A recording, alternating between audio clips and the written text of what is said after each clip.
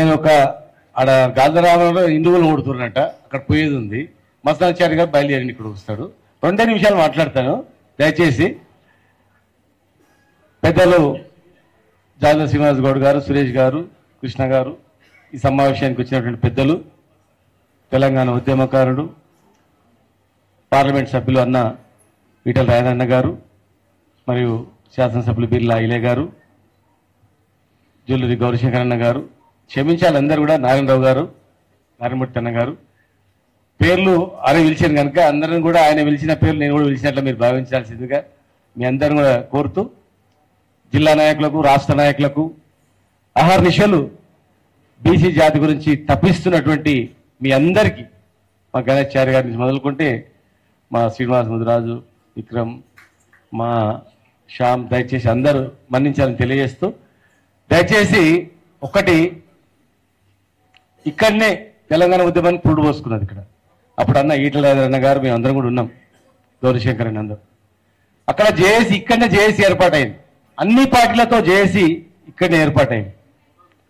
నేను కో చైర్మన్గా ఉన్నా తెలంగాణ వచ్చేంత వరకు. నేను ఆఫీసర్గా ఉండి కూడా 2 సార్లు నన్ను జైలులో పెట్టిండ్రు, ఎన్నో కేసులు పెట్టిండ్రు. కమిషనర్గా ఉండి కూడా నేను 2 సార్లు జైల్లో ఉన్నాను. ఒకసారి వారం రోజులు ఉన్నా, ఒకసారి 2 రోజులు జైల్లో పెట్టాను.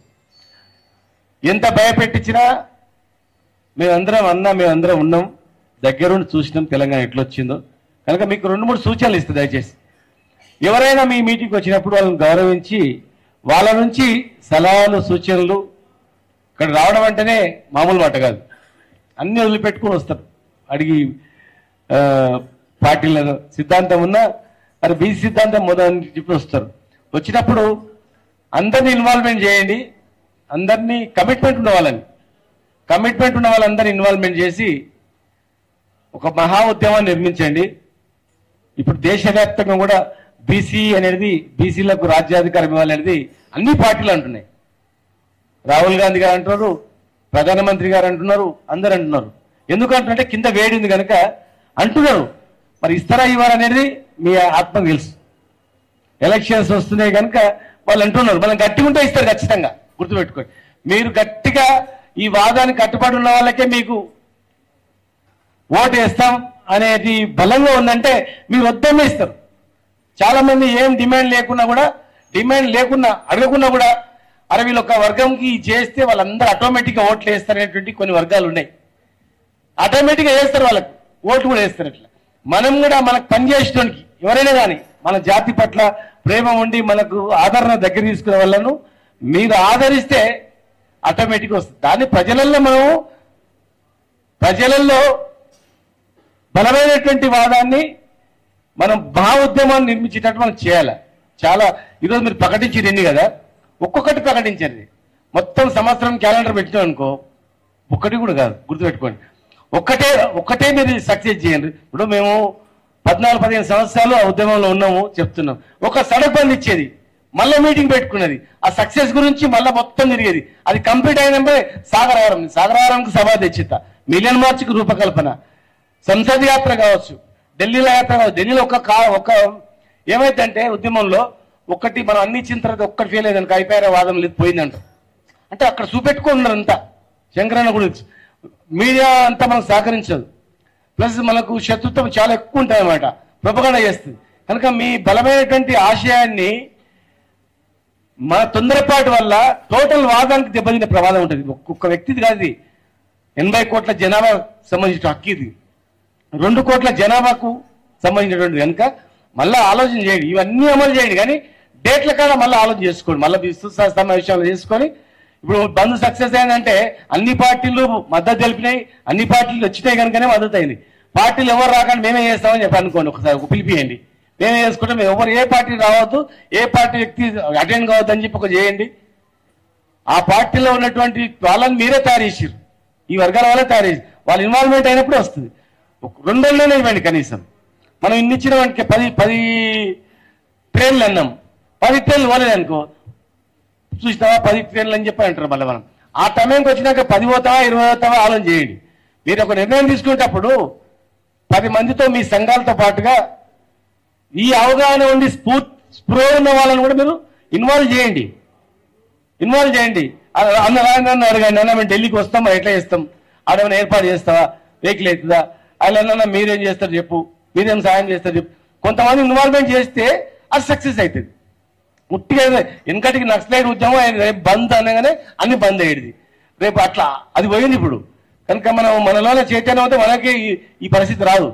కనుక ఇప్పుడు మీరు అన్ని ప్రోగ్రాంలు మంచి చేసారు, బ్రహ్మాండంగా ఉన్నాయి ఇచ్చినవి.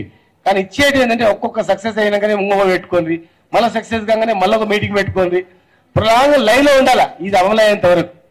ఇలా మేము ఆ రోజు చట్టసభలలో కూడా 33% ఇవ్వాలని చెప్పి మేము అందరం కూడా అసెంబ్లీ తీర్మానం కూడా చేసినాం. 42% మీద మేము మా పార్టీ నుంచి మేము కట్టుబడి ఉన్నాం. 42% ఇవ్వాలని చెప్పి మొదటి నుంచి మేమే రాజ్యాంగ సవరణ చేయాలి, 9th షెడ్యూల్లో పెట్టాలి, లేదంటే రాజ్యాంగ సవరణ చేయాలి. మొదటి నుంచి కూడా మేము అదే అన్నాం. వేరే ఏ మార్గం అయినా కూడా రాదని చెప్పినాం. అనుకున్న ప్రకారమే కనిపించింది. ఇప్పుడు మేము అన్న ప్రకారమే అందరూ కూడా ప్రజలు కానీ సంఘాలు కూడా కరెక్ట్ అని వచ్చింది. మీరు కూడా రిజర్వేషన్ కావాలంటే 42% ఇవ్వాల్సిందే, కోట్లు కొట్టేస్తాయి. కనుక దాని మీదనే ఉద్యమం అని చెప్పి ఇప్పుడు ఒకటి ఏర్పాటైంది. మరి దీన్ని స్టీరింగ్ మొత్తం మీ చేతిలో ఉంది.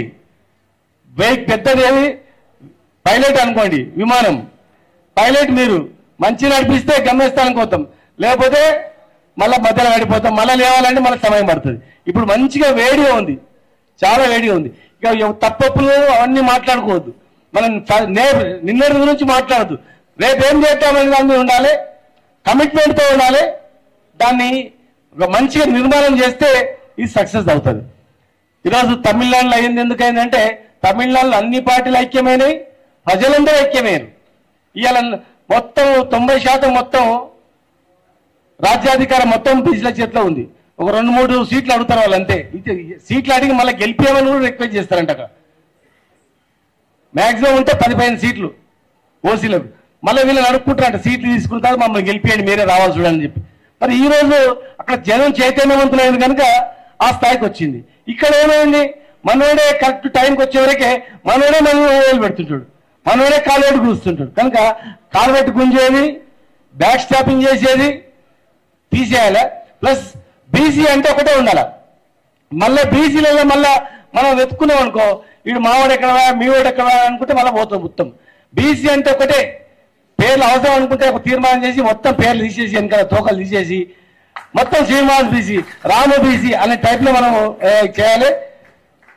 అందరూ ఐక్యత ఉన్నప్పుడు మాత్రమే అవుతుంది. అది ఖచ్చితంగా మీరు ఏం చేసినా మేము మా పార్టీలో మేము డిస్కస్ చేసినాం, మా కేసీఆర్ గారితో మేము డిస్కస్ చేసినాం. బీసీల విషయంలో మేము కమిట్మెంట్తో ఉన్నాం. మేము ధర్నా చేస్తున్నాం అంటే కూడా 15,000 మందితో 42% చట్టబద్ధంగా ఇవ్వాలని చెప్పి చేసినాం.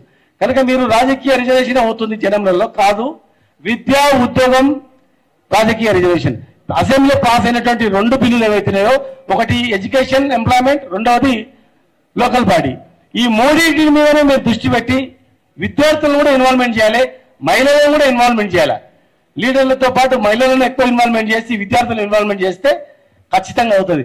లేదంటే ఏమైందంటే మీరు ఉన్నదని ఇంకో తయారు గారు వచ్చిన వాళ్ళందరికీ ఉంటారు, మీరు కరెక్ట్ అనుభవలేదు అనుకో ప్రాబ్లం అవుతుంది. మీరు అనేక అనుభవాలు ఉన్నాయి, మీకు మొత్తం జీవితం మొత్తం దీని మీద నడుస్తుంది, సంఘాల మీద మీరు ఉన్నారు. కనుక దీన్ని మీరు చాలా జాగ్రత్తగా డీల్ చేయాల్సిన అవసరం ఉంది. కోట్లాది మంది జనం ప్రాణం ఇది.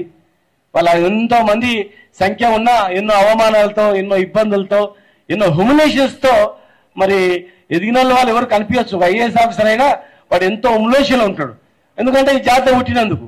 వాడు ఎంతో క్రీడాకారుడు అయినా వాడు చాలా హ్యూమిలేషన్లో ఉంటాడు, ఎందుకంటే వానికి కులం లేదు కనుక వానికి ఎక్కడ స్థానం ఉండదు. అక్కడ ప్రతిభ ఉన్నా, ఒక సినిమా డైరెక్టర్ ఉన్నా ఎంత ప్రతిభ ఉన్నా హ్యూమిలేషన్ ఉంటుంది, ఆ స్థానం ఉండదు అక్కడ.